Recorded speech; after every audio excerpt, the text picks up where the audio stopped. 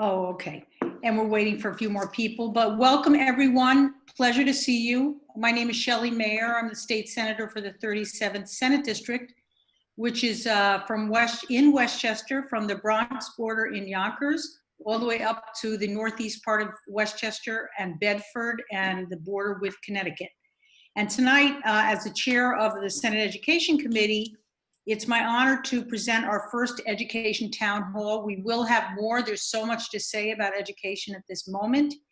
And I'm very, very honored to be joined by a number of distinguished guests who are going to speak about several different subjects, but they all come together in this way.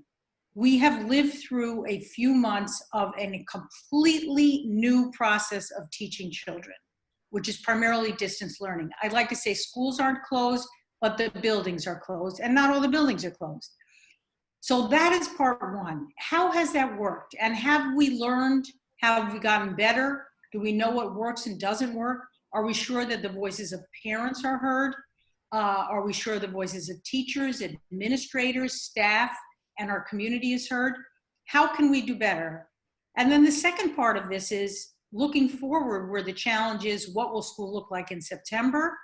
How can we take the lessons learned and apply them in the future? And so with that, I'm going to begin and introduce my distinguished guests. One, I have the Chancellor of the Board of Regents, Betty Rosa. And for those who don't know how the Board of Regents works, it is not the Regents, it is the Board of Regents. They are constitutionally empowered to determine education policy in the state of New York. The Chancellor is the head of the entire agency with an acting commissioner, but she is in charge. People are saying they are having trouble accessing this event. So I will hope they can get on Facebook. I'll have a short apology there. So Betty Rosa is the Chancellor, and we welcome her. And then Regent Fran Wills is here. She is the Regent from the 9th Judicial District, which includes Westchester. Pleasure to have you, Fran. Fran has been with the Board of Regents for several months, but has a long tenure as a very distinguished superintendent. And I'm very pleased that she could join us. Next, we have Reverend Stephen Lopez, who is the president of the board of the Yonkers Public Schools, as well as the police chaplain. He reminded me today of the Yonkers Police Department, a very good friend of mine and a longstanding champion for the students and children of Yonkers. We have Dr. Robert Glass, who is the superintendent of the Eastchester schools, which are in my district, an excellent school district with a fantastic reputation. He's new to the district over the last year, and we look forward to hearing from him. Joe Liberti is the AP government teacher of Mamaroneck High School, who has an incredible reputation as a forward-thinking high school government teacher. We are joined, you will note, by Arlene Rice, who is signing this for us to make sure that our deaf and hard of hearing friends can participate, from the New York School for the Deaf, an ASL interpreter, and she will be alternating with Dylan Guile, who will also be a signer. And I think we are waiting, and let me see if she has joined us yet. Beth Sniffen from the Westchester Putnam PTA. She is joining us in a minute, and we may be joined by the Majority Leader, State Senator Andrea Stewart-Cousins, who, as many of you know, also represents Westchester and is also a Yonkers person, and it's a pleasure that she hopefully will be able to join us. So we will begin, and I would like to have the Chancellor begin with some opening remarks. Each of the participants will have a few minutes, and then we'll delve directly into the questions I raised. What has been the experience of this distance learning for students, parents, staff, teachers, and administrators, and how can we do better? And then how can we move ahead to the fall with a forward-looking, big picture view of what works? So with that, Chancellor Rosa, if you would give us some opening remarks, that would be wonderful. Sure. Thank you, Senator.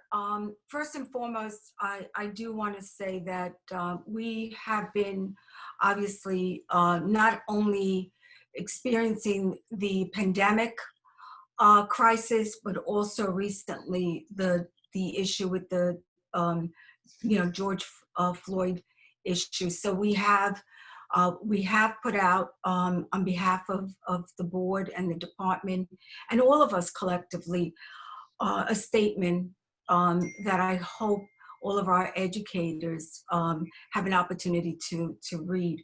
I want to start with the issue of having the experience of kind of having lived through 9/11, and this has been my probably the next issue. I was the superintendent at the time, borough superintendent for the entire Bronx.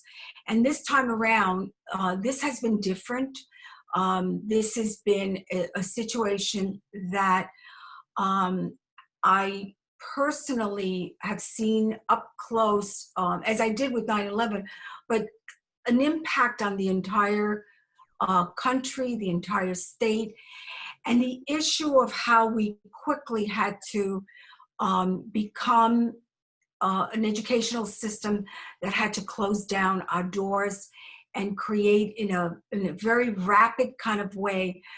We had to take care of things that sometimes we're, as educators, particularly in the P20 world, issues of childcare, issues of having to deal with child nutrition, but in a remote kind of way, issues of dealing with the social emotional issues of isolation, and many of the things that we will talk about tonight that have been critical issues of the psychological impact and the trauma that this has brought about.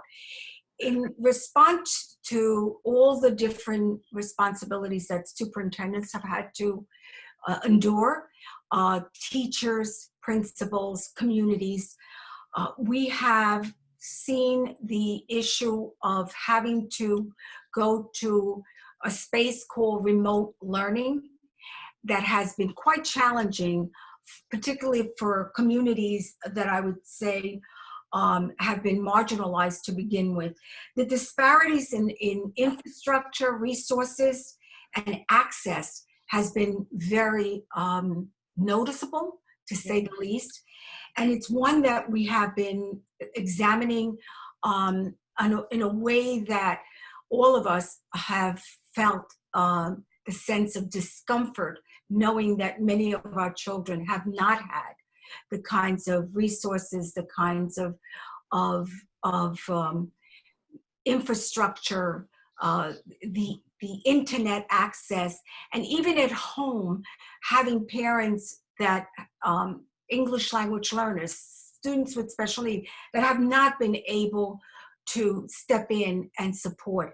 The professional development, clearly for some districts, they were accustomed to doing some form or type of distance learning, but for many districts that was not the case, particularly the rural and urban centers.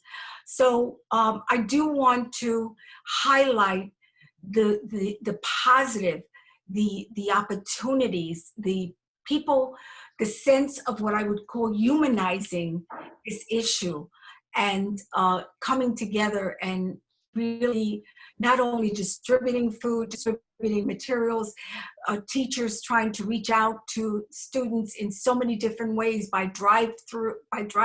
drive-bys in some cases, in other cases walk-bys, to ensure that their children, we're seeing them, and the whole issue of the distancing, the physical distancing issue that they're not accustomed to, because that's not the nature of school. School is the complete opposite.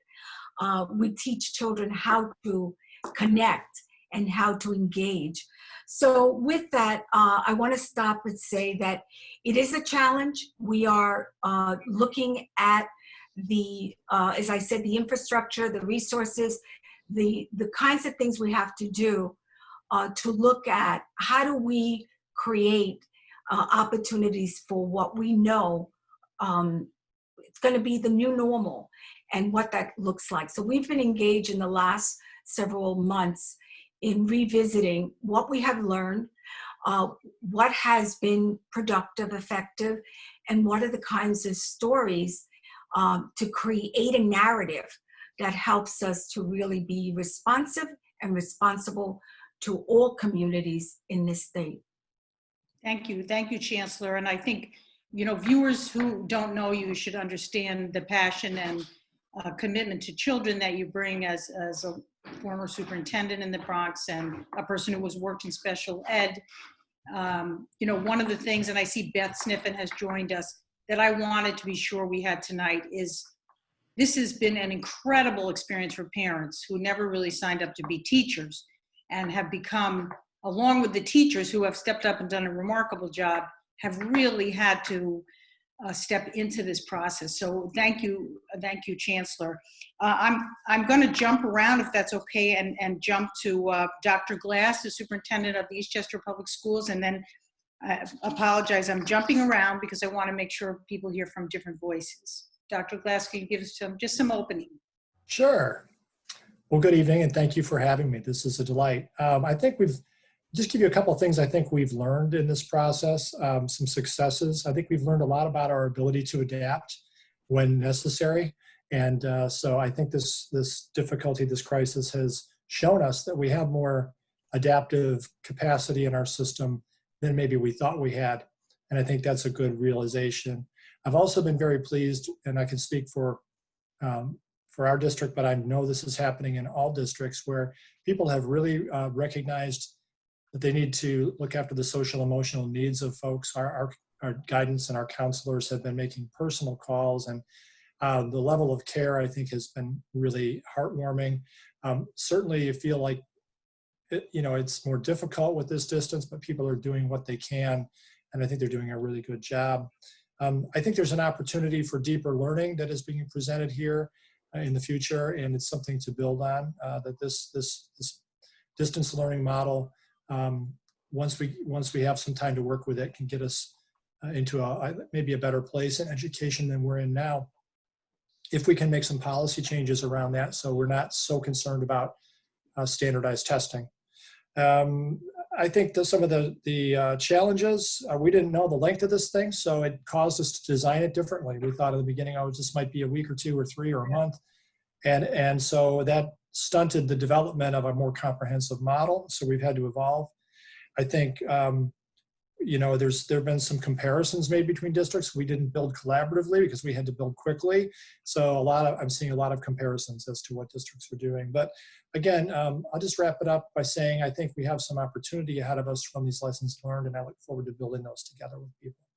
Thank you very much. And I know, as I mentioned, I was on the phone on a call with a bunch of the parents of your district, who have made sure their voices are heard. And, I want to congratulate the teachers and the parents in every district for doing their best to get through this. So many of them stepping up into areas of not their comfort level and really making it work with a combined commitment. One issue you raised, which I know we're going to talk about generally, is the issue of equity. Something very important to the Senate majority is that we represent these very diverse districts, I represent Yonkers to Eastchester, Bedford, and we want every child to have the best they can have, and it shouldn't be dependent on where they live, what they have. And so that's a longstanding challenge, but it's been exacerbated by this distance learning, and that is a challenge we're going to have to deal with. So with that, Regent Wills, you want to give some opening remarks, and then we'll keep going down the line.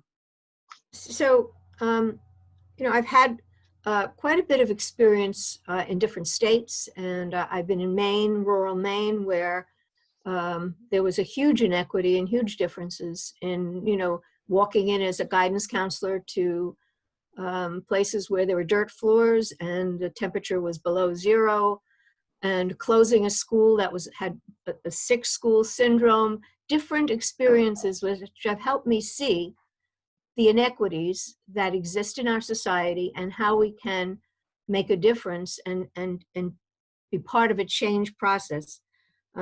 This pandemic certainly opened our eyes to the impact of inequity in educational opportunity and resources available to our citizens. Our first priority, I believe, has to be a collective look on how we can support our families, staff, and students in returning to the safety and reassurance of schools as the place where there is a possibility for dreams and aspirations to be realized. And I think we can analyze the strengths as teachers reach out to students and support their learning in partnerships with parents. What do I believe we need and what have we learned? First of all, that what we did yesterday may not work today. We need to communicate honestly and with humility to parents to ensure that they trust the decisions made in each district and the overall guidance and regulations promulgated by the Department of Education. So that guidance, which will focus on health and safety, emanating from departments of health and medical expertise, needs to be clearly articulated and explained to all in every language and in every home in every part of the state. We need to be sure that there is an ethic and rhetoric of care communicated. We have to look at problems of childcare for parents and staff members if and when there are alternate days of in-person learning and varied schedules for teachers. We've learned about the childcare issue. We've learned how to deliver childcare. We've learned about nutrition. How will we coordinate in a region or in an area so that the teachers and the those who are involved in the school have an opportunity for the parents too, for the childcare, if we have these different schedules that could occur. We also have the issue of the health issues of staff who may not be able to return. And how do we perhaps couple that with some remote learning for students who may not be able to return due to their health issues and immune problems that they have. I think we have to encourage thinking and flexibility, thinking differently and flexibility. So while we need to have a structured regulation and structured requirements for health and safety, we also have to allow each district to look at its needs and determine what the best way for them is to adapt. Because right now, we're seeing that districts have had to take a look at their facilities, have to take a look at their transportation. They're very, very different. And so whatever we do, what we need to learn from this is flexibility and adaptation. And finally, I would say remote learning cannot be remote emotionally. There needs to be a way to connect because the social emotional learning is so significant. There's a great deal of trauma right now, and we're seeing it in the streets. And how are we in the schools going to become informed in trauma and what we need to do? That is primary above everything. We know that. And that will be something we've learned now, because some of our students we cannot even reach. Some of our students, we don't know how they're doing, how they're faring. We worry about abuse in the home. These are issues that we will have to engage with. But I do believe that remote learning can be an engaging activity. And that's where professional development, I feel, will be essential in this process. I would like, okay, I'll end now, but I would like to call everybody's attention to a speech that Martin Luther King made to a Judicial called The Blueprint for Learning. And this was in 1967. I urge you to watch this on YouTube, the original 1967 speech, because he makes it clear that in our schools, we need to help students realize a belief in their own dignity, worth, and their own somebodyness. That's the most important thing we can do in our schools. Thank you. So someone rightly pointed out that I introduced all these important people and it's hard to remember. So that was Regent Wells, who is the regent for our district, selected by the legislature, this independent of the governor, the Board of Regents, which determines policy for the state of New York. She's a wonderful new addition and brings years of experience in schools. So thank you, Fran, for that. And before that was Robert Glass, Dr. Robert Glass, Superintendent of the Eastchester School District. And before that was Chancellor Betty Rosa, who is the head of the New York State Board of Regents. Now I am going to jump to Joe Liberti, who is a teacher at Mamaroneck High School. And Joe, maybe you could share with us, and we wanted to make sure we had a teacher's perspective tonight about the experience so far and some of your thoughts as we get into this. Again, thank you for having me. Again, my background, I'm a teacher at Mamaroneck High School. I teach mostly AP, U.S. Government and Politics, which is an elective for seniors. The administration decided that we would, when we shifted to distance learning, that we would not go with a synchronous learning model. So I think that's just important to kind of just share with everyone. We also, again, the administration decided, again, to use a pass-fail grading system for the fourth quarter. And again, I just think that's important to sort of put out there. This obviously has been just a tremendous challenge. And to kind of go back to an important point that the Chancellor made, we're really trained as teachers to come together and connect. And those physical spaces are so important to the learning process. So for 20 some years, I've been perfecting my craft within the building. And whether those experiences happen in the building or whether I build experiences outside the building, there's a physical place we come together. And that cannot be easily replicated.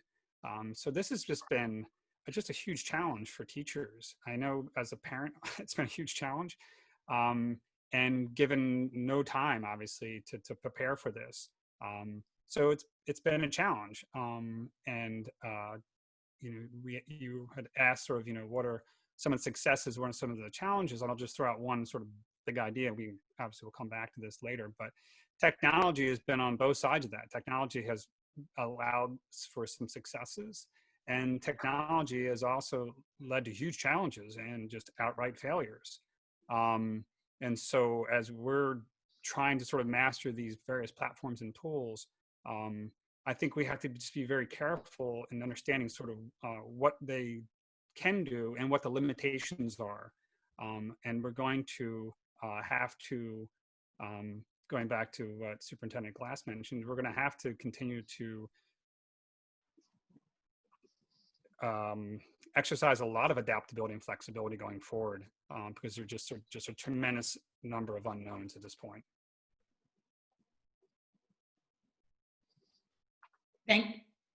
Oh, now you froze. Am I good? That was great. I thought you froze for a minute. I can tell. Thank you, Joe. That was great.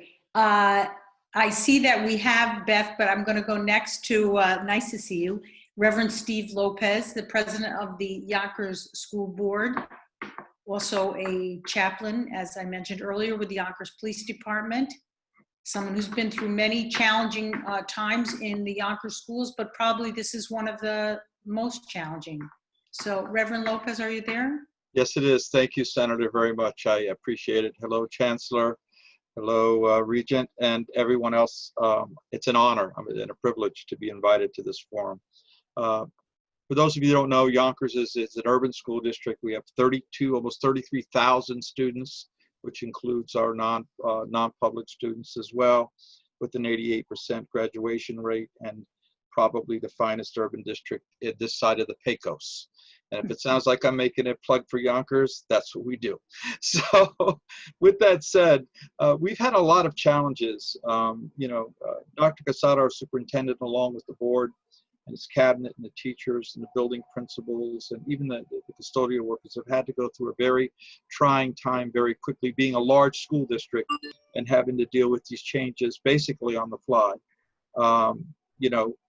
As a trustee on the Board of Education, we've had to deal with grading policies. We've had to deal with teacher changes. We've had to deal with going online with bandwidth issues, whether it's capacity with personnel, having negotiations with how long should the teachers teach? What about children who can't afford to have any electronic equipment and securing that equipment quickly for them when everyone else is trying to. And then, of course, you have internet access. I thank the Regent on talking about how we have to make sure that one size doesn't fit all when it comes to solutions. Everything needs to be scalable. You know, we have also giving out food to the community, not just our students. We have several sites throughout the community. We have a great relationship with a lot of the businesses. Just recently, somebody brought a tractor trailer full of fruits and vegetables to donate to the Yonkers schools, and we appreciate that. The mayor's been very cooperative. So have you, Senator, and Senator Cousins and our delegation, Dr. Sage, Gary Pretlow. It's tough. Nobody said it was easy. You know, we're laying off 165 people due to budget cuts in Yonkers, and that's very challenging, to say the least. And we may have to deal with more. We're hoping not, though. But with all that said and done, you know, we as trustees, we're very resilient, and as New Yorkers, we're resilient in huge amounts. We've been through 9/11. We've been through Sandy.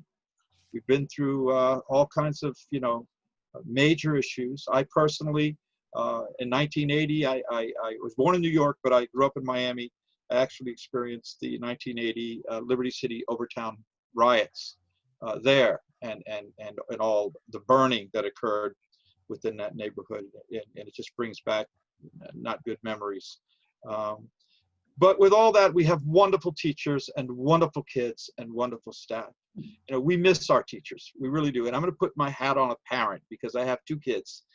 You know, even if the teachers don't come back, I believe it's imperative that the adults are available for live teaching with their students. My kids are having an incredible experience. I have 2 children. One is 10, one is 9. And it was wonderful to get a note from the teacher that they're on task, on point, their work is all submitted, they were submitting evidence. I mean, their experience has been positive with daily interaction. Yes, there's been failures, yes, there's been challenges in Yonkers, but we're strong believers, and we believe everybody in the state should believe in that failures should turn into successes. We know how many times Thomas Edison failed in his attempts, and he was eventually successful. So with that, I'm pleased to be here. Thank you very much, and it's an honor. It's interesting, these themes of resilience and flexibility and ability to deal with what is at hand is coming clearly as a theme. Now, not last, but very important in my world is Beth Sniffen, who is from the I think the title is Director of the Westchester-East Putnam PTA. And I am a big believer that the voice of parents must be heard in this conversation at every step of the way. And Beth has been a tremendous leader ensuring that all the voices of our PTAs and parents are heard. So I've been pleased to be on some of their Zoom calls. So Beth, give us some of your introductory, before we jump into the meat of it, thoughts about the experience so far from the parent perspective. You're muted, and I will try to unmute you. No. Can you unmute Beth, Emiliana? There we go. I think you're good. Sorry. That's all right. So I just want to thank you for inviting me to be among, you know, so many great people in education. So thank you very much. I want to just say that I am the region director for so many schools in Westchester, and we definitely see, you know, the full range of what Westchester is. You know, seeing, you know, Scarsdale, you know, to Ossining, to Yonkers, and so it's interesting when you pull all of these parents together in a meeting and we all discuss things, you know, and most often we have, you know, that important thing in common, that we all want the best for our kid, you know. Unfortunately, with this situation, the main issue is that the inequities of education and in our communities have really come to the forefront. And we've seen, in those communities where, children don't have Wi-Fi, don't have technology, and don't have the even some school supplies, they weren't even, able to start school until, maybe 2 weeks into it. Some schools, they are given, computers the first day of school, and that's where you see where, maybe each school and each child doesn't have to fit into that peg. But, I wish that maybe all children, we could try to get them all into a peg, because they all deserve the right for a great education in my world, But, I just feel that right now with, our ability to really be flexible and adapt, I think we all really need to listen. And if we are able to listen to each other, I feel that teachers are definitely stressed. Administration is stressed, and parents are stressed. Sometimes we all get into a room and there's people aren't listening to maybe trying to solve problems, to making where things could really work, and things could really get better, instead of sometimes taking things personally at this time when things are just so difficult for everybody. So those are, I think, some of the issues that I hear. Thank you, Beth. And I think, that's another of the points we've had here, is that because this is such a new circumstance, I'm going to set it a little bit in context. We're sort of learning some of the interpersonal skills all over again. It used to be teachers negotiated with the board and you had a contract, and the teachers the parents knew the rules of the game.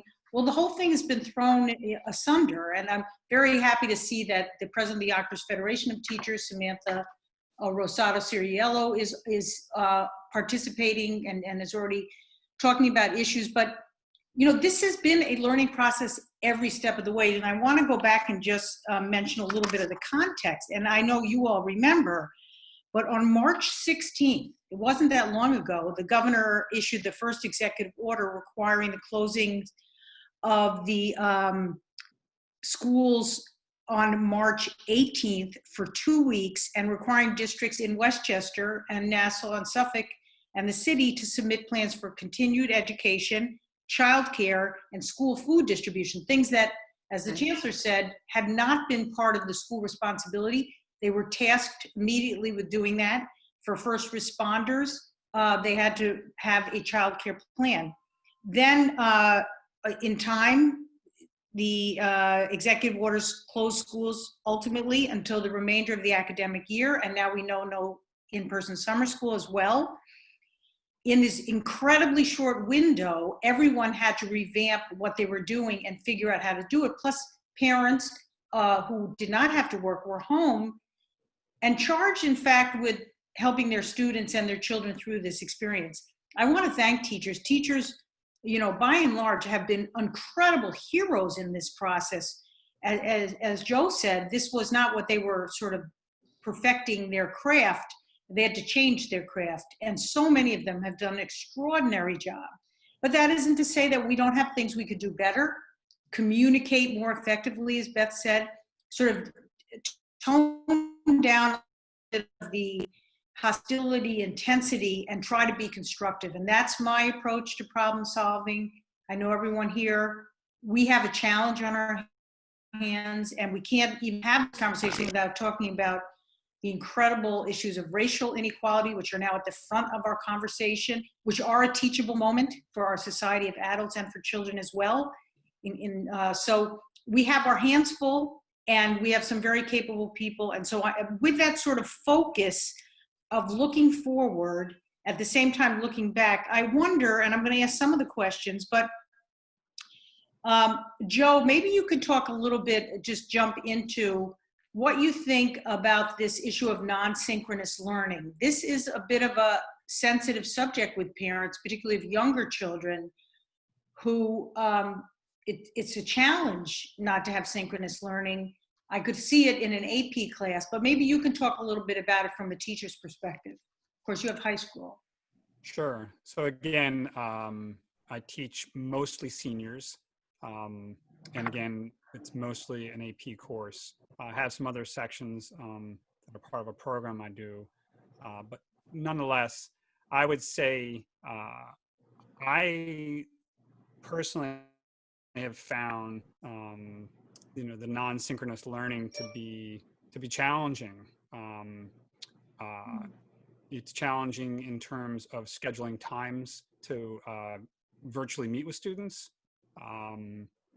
And though it's not only times throughout the day, but it's the different times of the week in terms of how their school schedules look. And so it's hard to build routines with students with the non-synchronous template. And so I know for myself, I have to sort of recreate routines, but those routines don't necessarily mesh well with my students' routines. I mean, it was, I guess in retrospect, I shouldn't have been surprised, but within a very short period of time, students' schedules completely shifted without synchronous learning. So their sleep schedules dramatically changed. And so scheduling a meeting anytime before 11 became quite the challenge. And so when we went to this distance learning in this non-synchronous way, all of a sudden individuals developed their own schedules and their own way of sort of approaching their learning. And so even though I needed to do more synchronous learning, particularly as I was prepping them for the AP exam, literally just sort of getting them on the same page, at a particular point in the day was a huge challenge. And so, personally as a teacher, I would prefer, a more synchronous model. I think we have to, again, be very flexible in how we'd approach that. Clearly, I'm both a teacher and a parent. And I'm a parent of older students. And I know that my colleagues who are parents of younger students have really struggled to be both parent and teacher. And so I really do think that personally that I think synchronous learning has to play some role for the younger students. Like clearly just the ability to connect, I think is so important. But I also think we should be aware of the limitations of synchronous learning. I mean, I use Google Meet all the time. It works well for very, very small groups. It does not work well for a class of 25. It just does not have the interaction that you would hope for. And so while it works well again with anywhere from 2 to 6 students, how do you then work with the number of students you need to work with if you're only working in groups of 2 to 6 at a shot? And so I do think those routines are important that you can get through synchronous learning. But I also think we have to be honest about the limitations of technology, and again, have to be highly flexible in terms of going forward for those who obviously have challenges at home that they're dealing with. But I do think that it's very important to have some synchronous learning. I don't want my children or my students staring at a computer 8 hours a day. But I do think, those morning routines and that connecting with the teacher all the way through the grades is such an important component within the distance learning that I'm experiencing to this point. Yeah, thank you. Dr. Glass, here's a question from someone who's not in your district, which is a parent issue I've heard for younger children. We need teachers to be online live with students 3 hours per day in order to help educate the kids. There is for the younger students I think, and I've heard this from parents throughout the district and throughout the state, a great appetite for the interactive relationship with the teacher. And I just wonder, you know, I know Eastchester, you dealt with a complicated situation. Everyone had to rush to do it. So what is how does one respond? What is the ideal, and how can we sort of get to the best place on this? Yeah, I would agree that you want more synchronous time with younger children. I mean, there's a reason why in the regular classroom you have better ratios, right? You have more adults there to support students. So but here's the challenge, and it puts a lot on the parents and the families. Even if you provide synchronous learning to young children, I'm thinking kindergarten, first grade, second grade, and then you know, their attention spans are shorter, and they can only process so much information before they have to either shift gears or apply what they're, you know, what's at hand. And so they may not be able to do that independently. And so there are going to be limitations when you take a model like distance learning and stretch it to a full-time model. You know, you're really asking it to do something it's not designed to do, but that's what we have to do right now. Yeah. But I do think there are some things with more time we could get better at. For example, we have, and I know many districts are doing similar things, you can record sessions that are interactive, but that are, excuse me, not interactive, but live, right? So that there could be, you know, yoga exercises, brain breaks, fun activities that are short and appropriate for the age span. And they can be delivered because you've got to change the routine. You cannot just have a teacher in front of the screen for 3 hours, you know, with students. So you have to have a lot of changes of pace. And I don't know that right now, a teacher, even if we said, yes, 3 hours a day, you'd be able to quite hit the mark without having to develop some tools. And it's best if those tools can be developed by the teacher, you know, in person, you know, personally, so that the students are seeing their teachers in whatever these recorded sessions are. But we'll build a library of those as we go and probably be able to do a little better job. And the other thing is that I don't, schedules, right? So teachers and have their own children at home. They've got schedules, and I know, you know, that's not an excuse. I mean, we're all in the same boat, right? So not to use that as an excuse, but getting, for every family that says, I want more synchronous learning, you have another family who says, it doesn't work in my schedule. So it's a very difficult balance, but I think we will work our way through it and get better at it if we have to do this again in the fall or in the future. But it's going to take some time. Yeah, younger ones need more synchronous time, I believe, as well. Yeah, well, it's very interesting. Beth, you know, several questions that I think you have probably heard. One is from the parents or the English language learner community, which sometimes is not enough part of this conversation, either, you know, from the parents' point of view, but they easily don't have the support to do as well when they're not physically in school, supported by a supportive community of moving towards English language learners. Certainly the special needs students, which has been a real concern of mine throughout, and I know you've heard from that. Can you talk a little bit about how parents, both in the English language learners and special needs community, how they are navigating and what they think could be improved to make sure their children's needs are met? And before, yeah, go ahead. I just want to say, if the majority leader is on and just being quiet, she should let me know so that she can join them. I think that is that's going to be challenging probably anywhere, but definitely in I think getting to like with a special needs child is going to be difficult with distance learning anywhere. My son has an IEP, and he's in a resource room. That is just so difficult with distance learning. He doesn't want to really go on to Zoom, chatting thing, and who is going to, reach out to him? That's it. When the teachers are already stressed with what they're already doing. So I think that, and I can't see that as just being an issue in my district. That would be across the board, But the ELL kids, I know that what we're doing in Ossining, I deliver school supplies and food to kids that can't come out of the house, or they are quarantined, that really can't come out of the house.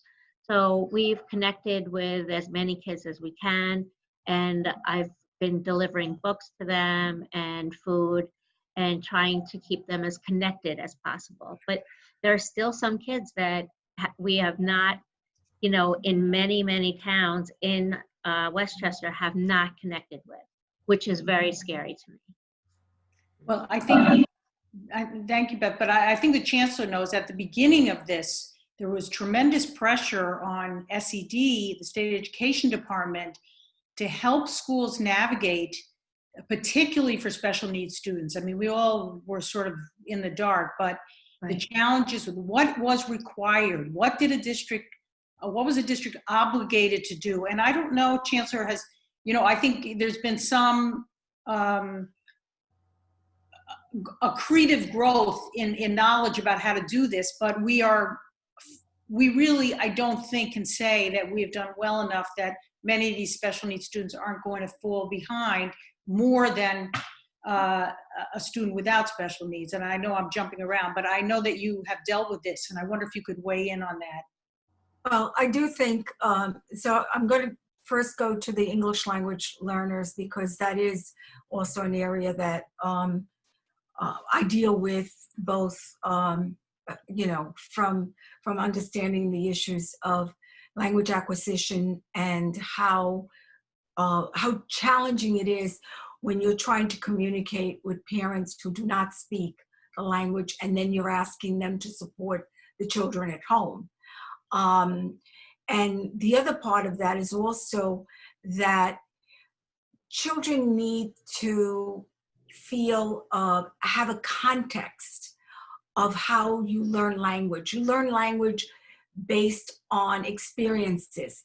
Experiences help you to identify and connect language. It is very, very hard to have a screen that doesn't have that context, that doesn't allow you to take the vocabulary, the understanding of what the messaging.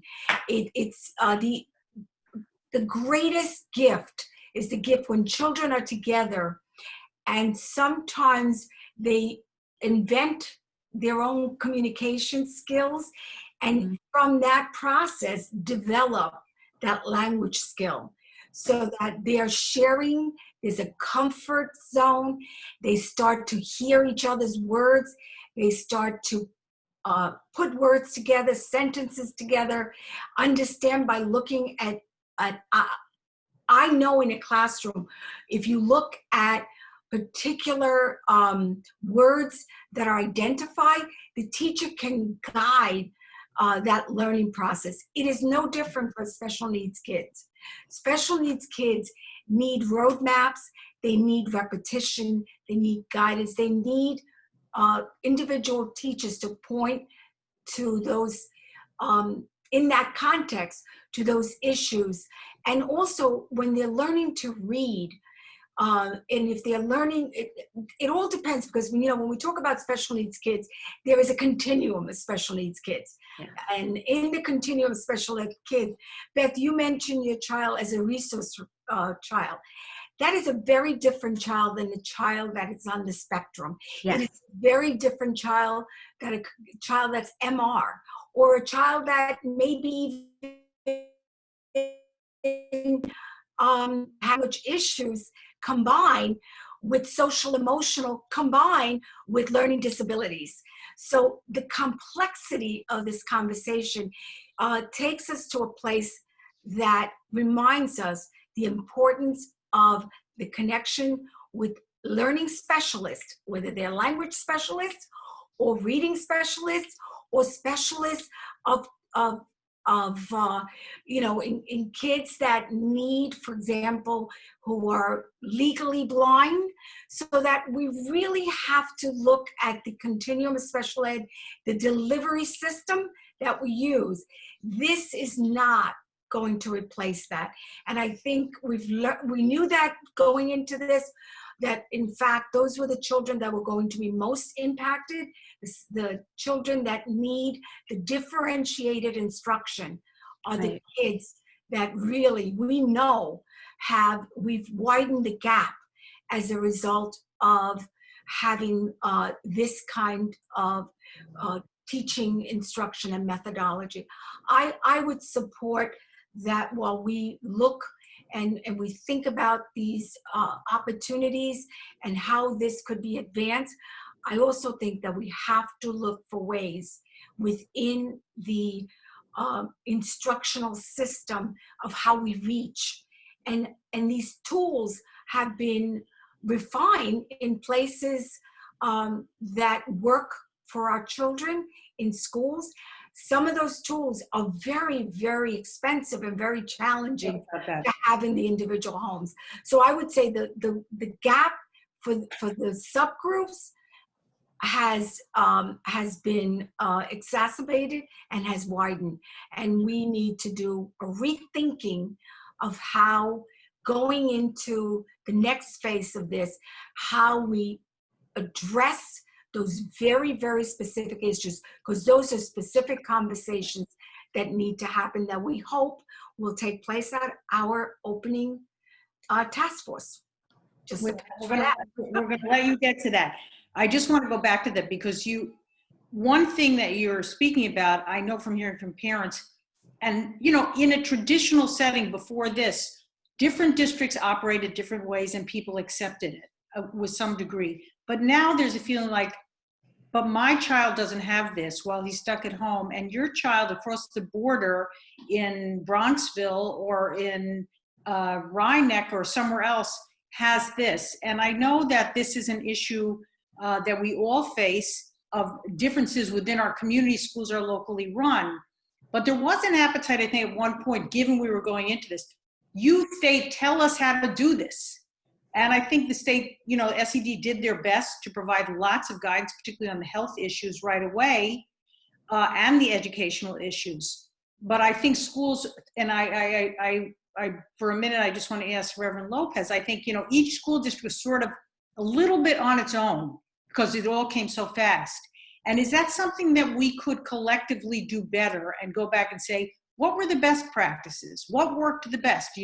Should we have make sure that we have the special needs process for the younger children more accessible remotely, or people are able to come to people's houses? That was an issue at the beginning for certain kinds of therapy.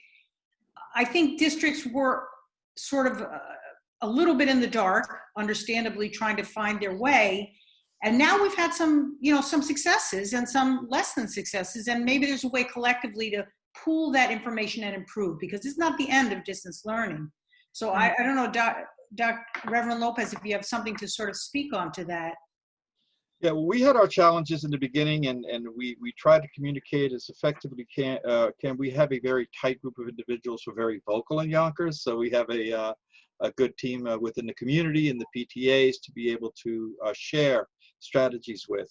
One of the challenges that I've said publicly, and the Chancellor alluded to this, is how do you reach a special needs population? How do you reach an autistic kid who is verbal, limited verbal, or an autistic kid that is nonverbal, and determine what their needs are and be able to teach effectively? How do you deal with children that are ELLs? How do you deal with support systems? How do you deal with students that are not going to be able to progress moving forward based on just distance learning itself? What challenges that brings about within it of itself? And my personal opinion is that if you're able to at least make headway and meet these challenges first, then you can go, everything else, to my opinion, is butter, because then you're dealing with the general population.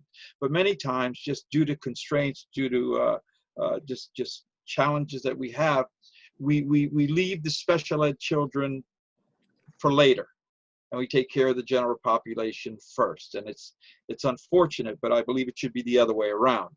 But we in Yonkers have been very fortunate and moving forward with our special ed. We have a very high special ed population. We have dynamic, outstanding teachers and aides and teaching assistants that really care for our kids. They're out there doing above and beyond the call of duty, and I have to really commend them. We're working on opening school now. You know, that's not behind us. We need to circle back and find out what worked for us collectively and what didn't work for us collectively. And I don't mean as a school district, a city school district, Yonkers. I mean the family within New York State. Exactly. You know, and having a curriculum that'll move forward so our kids don't get affected by a lack of intimate instruction that they've been used to all this time. Yeah, thank you. And, you know, one of the things I'm finding hearing you and the others, and certainly Regent Wills, is this mental health, social, emotional health challenge, because whoever thought school was just like A, B's, and C's, you know, hasn't been in a school. School is a whole social environment for everyone there, a community of learning, broadly speaking. And I think many of us are afraid, and people are asking questions about it.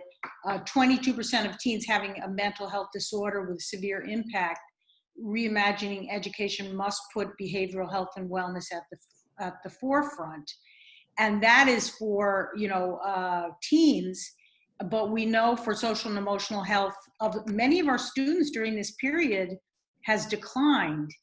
And this segues into a question that a number of people have asked here, which was not the focus of tonight, but we would be remiss if we didn't talk about resources.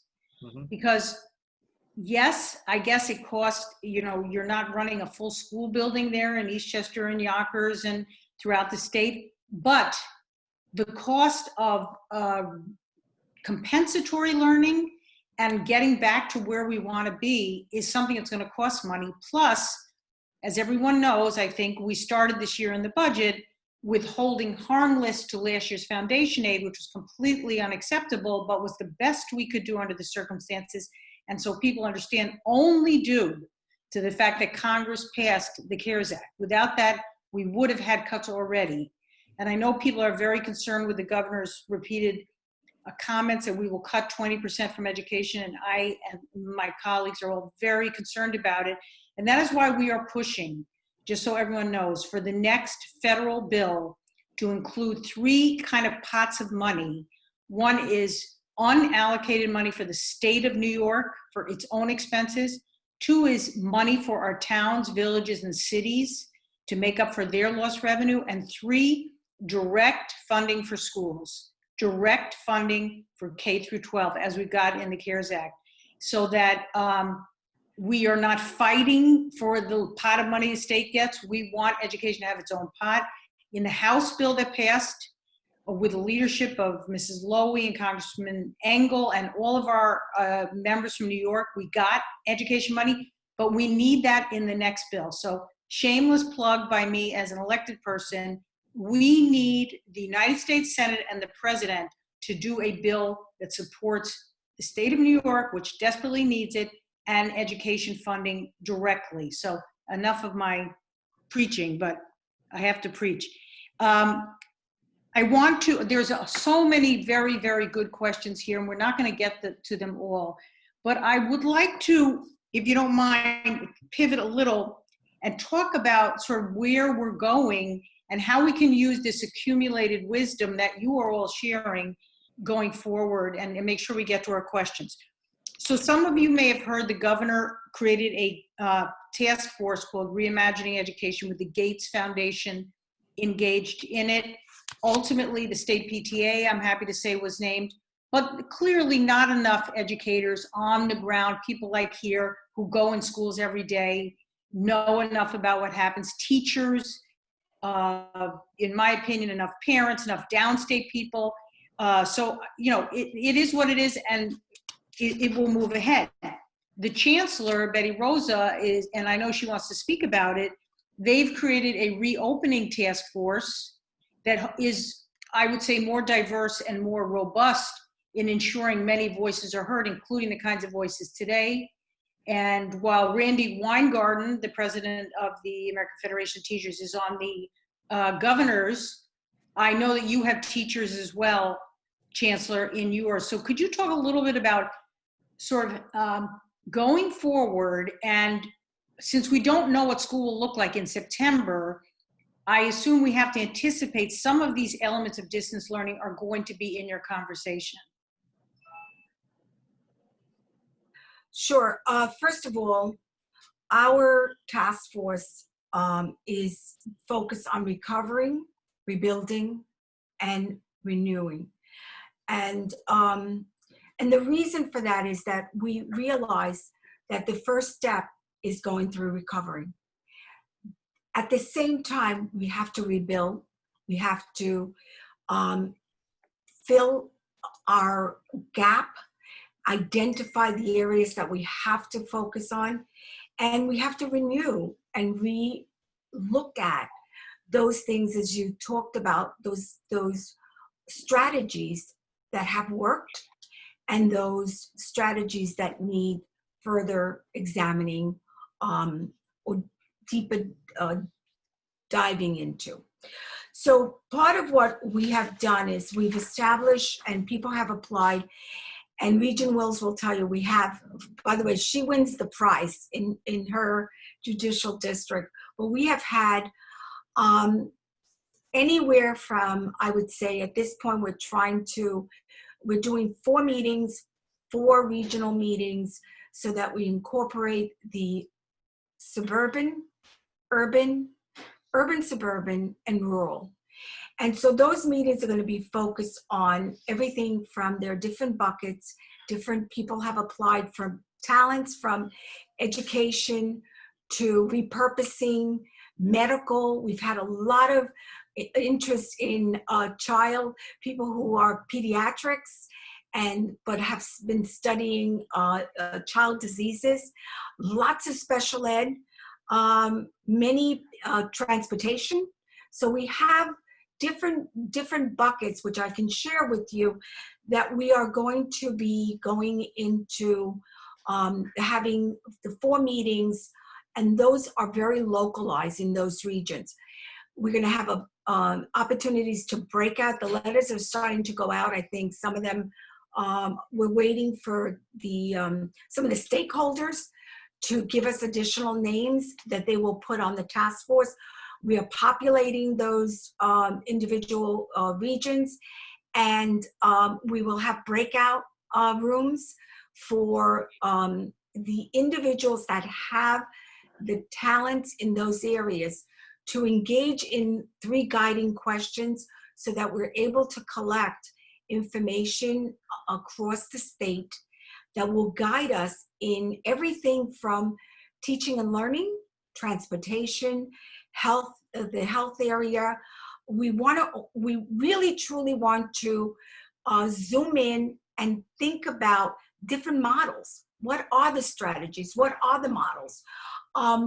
One of the things that we also want to look at is the professional development that we're going to need to strengthen the home and school connection, because we understand that we have we're under what we call the CDC guidelines, and of course the issue of health and safety and well-being are at the right up front in terms of our discussion. We also want to look at the inequities in terms of the infrastructure, access, the broadband, and all the different disparities that we know are part of the resource and access in many of these communities. Again, particularly in urban and rural situations. At the end of this, and I'm just going to give you a real quick, we're going to do a presentation on Monday during the Regents meeting. What we want to try to do is take a look at these models in different locations, in different areas, so that we can look at in-learning, in-person learning, virtual learning, blended, hybrid, keeping in mind that we will have to deal with the issue of social distancing, hygiene, testing, and when I say testing, I'm talking about testing from our children's health and our adults. And part of what we are very interested in also is the economics, because to your point, Senator, we have an economic meltdown right now. And unless we have the resources and the funding to be responsive and responsible to these issues, the inequalities, the equity issue, which should be the lens that we're looking at this, is just going to grow wider and wider. And so we're looking at an organic way of teaching and learning that can continue through a local conversation. These are experts across the landscape of education, but bringing in different experts from medical. We've even had some people that have said, we are experts in repurposing spaces. And so we've said, come on in. We really want to have conversations with you. West Ed is our researcher. As Regent Wills will tell you, we're looking at tomorrow, we're having a conversation with Finland. We're having conversations with both international and national. And what we want to do is the issue of creating a multi-system that really allows us to look at best practices and the ways that we can continue to do this work with having the health issue and this pandemic, obviously, as part of, unfortunately, as part of the issues and the barriers as we go forward. So I'm going to stop there, but we're very excited about this. The letters are going out. We are in a very difficult time, but at the same time, it is a local decision that has to be, would have the voices of the individuals that are going to implement this. This cannot be done from afar. This has to be localized and it has to be owned. And when we own this, it is ours and it's reflective of all of our hard work. So I would say we're pretty excited about it and we will continue to share with you and with you, the community. We will be recording, we will be posting, we have a website that we will have this, all this information available. And we will keep you posted. On Monday, we will further describe what we're going to be going through. And as we go through this reopening process, we will continue to share so that the community, so it's transparent and that the community is well informed. Thank you for the opportunity. Chancellor, and I do want to let Regent Wills describe a little what's going to happen locally, but just so people understand the framework. So the governor, under the rules that we in the legislature, the power we have given him, unless we modify it, he will continue to have the ability to decide as a matter of law whether schools will be open and what they will look like. I happen to be in favor of schools opening in September if we can do it healthfully. I think parents need to go back to work. Our economy needs to work. I think we can get safe enough.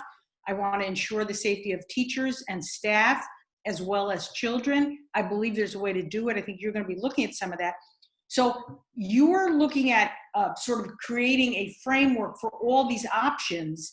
And then he, will have the power, unless it's modified, to determine sort of the ground rules, so to speak. And you're giving this local on-the-ground lens, which is so important, and that's something that I think is very needed. If parents or others who are watching want to follow you, they should go to the Board of Regents website. And what is the name of what they are looking for? We will have a separate website that will have the our task force, which will be under the issue of recovering, rebuilding, and renewing. So the website should go up shortly, and parents, as soon as we have our first meeting, which is the 15th, and we will put up the dates of when our Region 1 through 4 meetings are going to take place. You're actually Region 3, and Regent Wills, I'm sure, will zoom in on that. Yeah.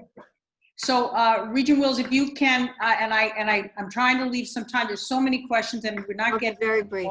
But if you could tell us a little locally, I mean, it's fantastic that we're going to have this local impact. And I hope some of the stuff that you heard tonight will factor into your thinking as well.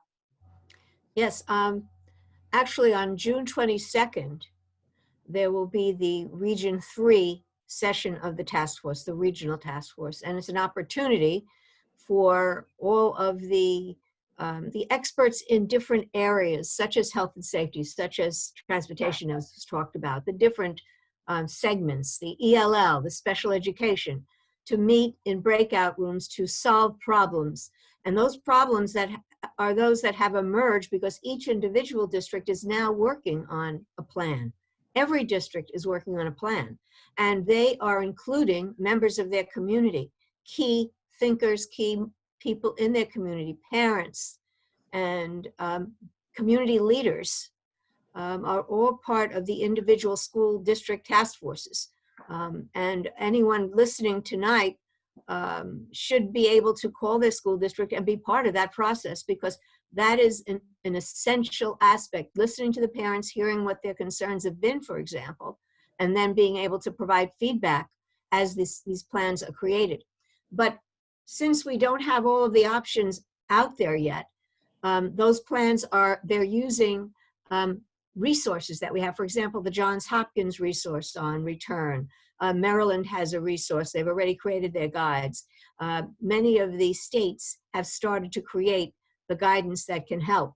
AASA has come up with a guide. So when you have these tools at your disposal, you can start to look at what you have in a district for resources. And that's the important thing. What are your resources? And how can you apply some of these options, some of these ideas? Then when you have the regional meeting on the 22nd, you can bring some of the problems that have occurred to the meeting and work with other experts in the particular area to see whether they have solved that problem and how they've solved it. You know, I think we have to start thinking really out of the box for some of these solutions, though. For example, if you're a district that does not have facilities with space to do some of these things, when I was in Maine, what we had to do when we closed a building was look at other buildings in the district that had space and that were available. Perhaps it's the public libraries that are not open yet. Perhaps there are other places, churches. We use churches.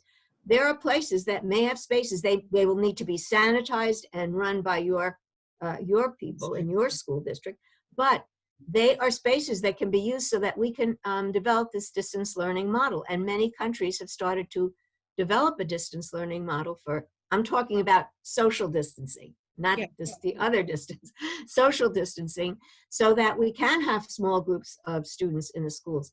Frankly, the other area that is of local concern when I've met with superintendents is the uncertainty of certain of these regulations that have come down from the executive, from the governor, where there isn't a surety, a certainty. For example, the issue of how many school days and how you manage that. You know, the issue of the APPR, which still hasn't been solved and given certainty. These are the kinds of things we shouldn't have uncertainty about because we have too much of it in other areas. So when I speak to superintendents, those are the issues. Will there be a second vote or not? Let's have some things that are clear, some aspects and components where there's clarity. That is so important to this issue. The other piece is closing the schools in the summer. While it's understandable, for many, it is really heartbreaking because the students with special needs, they have the concerns, the parents have the concerns of what can be done. Could there be a social distancing as these regions open to allow some special education in the summer? These are things that we'd like to open up. And the other thing I haven't mentioned, and I think it is something, again, out of the box, year-round school. Year-round school, we have an agricultural model that we're still using. Now, some special education students do have as kind of year-round. But if you had a year-round model, you could have some groups in some part of the year, you could have some different ways of having the vacations at different times. You could have some models. Is that difficult? Yes, because you have, again, teachers who have children in different districts. I mean, there are many, many problems, but we could rethink our approach because we've done this for 250 years this way, but that doesn't mean that the September to June model is the only model. So Can I this ask you a entire pandemic may give us some bigger ideas to question? Let contemplate. me ask you a question. The meeting that you mentioned, the regional meeting, which will be posted, and your designees or whatever the people are called, you'll announce who is representing and who will be at that I meeting? think it'll be fairly, there'll be opportunities for many people to be involved. It's from 8:30 to 11:30 in the morning. I'm Okay. sure it'll be recorded. I'm just saying for people here who want to participate, if they, Yeah. I'll let the Chancellor pick this one up. Yeah. She's further ahead on this model. Okay, so what we have done is we have various organizations from Advocates for Children all the way to the all PTAs, I think. you have. PTAs, stakeholders, but we also have a lot of other organizations that have also asked to be a part of it. What we have done is pretty much limited because it is going to be a breakout and we want it to be productive.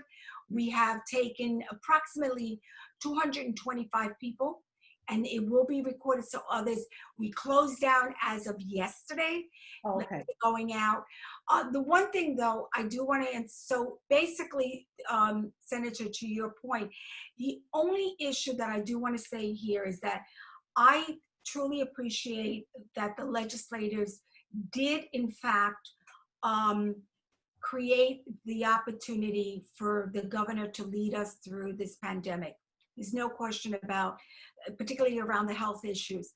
I do have to say, my concern is that as an educational entity, I truly believe that the legislators and the governor, that we are the entity that eventually has to do regulatory and create policy and guidance.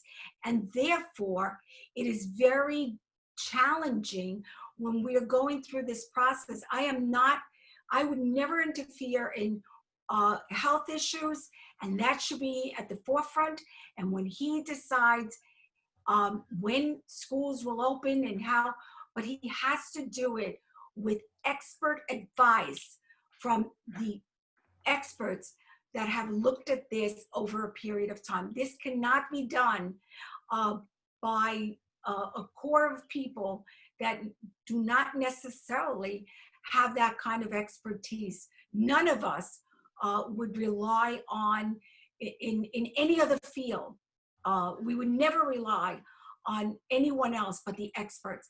And what I submit tonight, and every time I have these opportunities, is that if you want the very, very best thinking, then you have to go to the experts, our teachers, our principals, our superintendents, our community of educators. Our community of educators have to lead the way.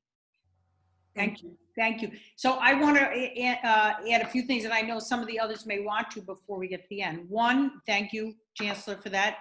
And you know that the legislature, in response to Regent Wills, in fact, did pass, and I was a sponsor of the bill, to de-link the APPR from the teacher evaluation and finally do the right thing in getting rid of that. So that was a legislative initiative. We also did a number of other legislative changes. We have tried to defer to the Board of Regents, but I think you've seen before the pandemic came, we have a very strong interest in curriculum development, in inequities and discipline policy, and you have an activist legislature that is not prepared to defer indefinitely to executive power. We had a crisis. I think we did the right thing. I think you're right about experts. And one of the points tonight was to make sure that we hear from people like Joe in the classroom or classroom at home, so to speak, and Beth and all of you, Reverend Lopez and, just having people who know about it speak more directly. I do want to reference something that you talked about and you made reference to, and people are asking questions about it. There is a school budget vote, other than the Big Five, doesn't include Yonkers, every other district in Westchester. There is a school budget and a school board vote on June 9th. It has been really a challenge for districts to meet this requirement. It was done by executive order. It is a complex and new process that completely threw everything out the window and started again. We do know, someone has written me, not all ballots are out. I'm very aware of that. You should know that I'm spearheading a letter to the governor from my colleagues that will go tomorrow, asking that the date of the ballot should be changed to the date of postmark on the 9th, not received on the 9th. We cannot rely on the mail service during this pandemic to ensure that a ballot for the school board or your vote on the school budget is received. We are asking that it be on the date of postmark. So if you get to the post office or you drop it in a mailbox and it gets postmarked on the 9th, that would be adequate. That is one thing. I also have been on the phone with the governor's office where they are trying hard to resolve issues of not enough ballots being produced by printers. There are many operational challenges. We're aware of them. People should feel free to reach out to my office. We will try with my colleagues. This is one of the things that comes from what the Chancellor mentioned, which is that because the governor has a great deal of power and we need these elections to happen. I truly believe that these are exercises in democracy that matter. Who's on the school board matters about the budget. We don't have a revote date. We understand these things. We are there as advocates. So please, those who are watching and listening, whatever your frustration level, you should know that the legislators that represent Westchester, at least in the Senate under the leadership of Andrea Stewart-Cousins and my assembly colleagues as well, we have no hesitation in calling the governor's office and making our case. Do we always win? No. But to the Chancellor's point, we feel like we are voices of the people on the ground and that they must be heard. And I would say every one of the people here in the panel I've heard from, about issues that need change. Please use us as your advocates. That is our job, to speak up on behalf of the parents. And some of the fiscal challenges that are forthcoming, if there are cuts, we are going to be on the front lines of having that battle, with how to affect cuts in a fair way. That is not something anyone wants to do, but that may be part of the battle we have if there's not enough federal money. And so please use us, elected officials, not as saviors or anything, but to the Chancellor's point of being a very close to the ground voice. And we are willing to make sure the governor's office hears the concerns of parents, teachers, administrators, superintendents, and all of you. I know there's a few other things that I wanted to get to by the end, but I want to make sure that Beth or Dr. Glass or Reverend Lopez or Joe, are there some things you'd like to add before we only have a few minutes left? Any of you? Well, Dr. Glass should say something, right? Dr. Glass, you've been asked to say something. I think you've surfaced a wide range of the issues that are out there, and you've done it in some relative depth. I think our biggest challenge right now is pivoting to the fall, and as much guidance as we can get as soon as we can, even if it's just to know that maybe no guidance will be coming quickly, is helpful to know. Having these timelines in this process well known is important. One of the things I'm just going to mention that we're grappling with is we're trying to ascertain right now how many families actually would feel comfortable sending their children in the fall. And if they don't, for health reasons, for whatever, what would be our obligation if they say, I'm just not sending them. Yes. So actually part of what we're trying to examine is, if let's just say 20% of the families said, I'm not going to send my children, then what allowances would we have in terms of counting that toward the 180 days and granting one family served at home, fully distant, because that's what they prefer, and others, some other blended model. And so That's something I wanted to put out there as just an example of what we're all grappling with. And Also want to assure you that we're working regionally. I can speak for, in our region, all the superintendents are trying to come together to be as common as we can and use our common wisdom, such well, as it is. I can't thank everyone enough for sort of putting their heart and soul into this very challenging thing. That's because you're committed to the kids. Edwin Casada, the superintendent in Yonkers, always said it's not, the kids are doing fine. It's the adults who sort of screw it up. So, it is our obligation to do our best for them. So, Joe or Beth or anyone else want to add some closing remarks? I'd just like to add some closing remarks that we have already begun looking forward towards the fall. What we've done is we in Yonkers, we took and put together 6 committees put together to do, and we're doing sprints. And the committees are academic, operations, emotional support, health and safety, following CDC, New York State health guidelines, special populations, and communication. And these groups of individuals consist of trustees, administrators, school administrators, central office, teachers, civil service, PT, and students. And we're putting all these together and we're brainstorming collectively to get together. And believe it or not, we're going to have this all submitted to the superintendent by June 9th. Started this May 18th, and we're rocking it. So it's really a collaborative effort, and I have to really thank the constituency in our district being able to want to pull together and with the passion and the heart that they have to get this done and get it done now. So we're looking forward towards the fall. And if anybody wants to call Dr. Casada for some additional guidance on how we're doing this, I'd be more than happy to help. Thank you. Joe, do you want to have any closing or Beth? I would just quickly, I don't want to restate what's been said. I have to say I absolutely agree with the last comments that were made in terms of guidance from the top. And I know that my school district has also put together committees, and they're looking to develop plans for the fall from a very sort of teacher-centric point. Education is absolutely a human endeavor. It's a social endeavor. And therefore, from my perspective, we absolutely have to prioritize getting back into our buildings. And I can't tell you how many teachers are desperate to get back into the buildings and be with their students. And no other point could probably make that better than the fact that even my second semester seniors, who are all accepted to college and their heads are somewhere else, even they're desperate to get back into the buildings and to be together with their teachers. And so I would just, again, urge our administrators and our legislators to do everything in their power to help us get back together in the fall with our students. It has to be our #1 priority. Thank you. That's sort of a good close. I would like to mention 2 things. One, for those of you who don't know, Georgia Asciuto, who is not on here, is the committee director for the Education Committee in the New York State Senate, who's been a fantastic organizer and the brains behind what I have learned about education.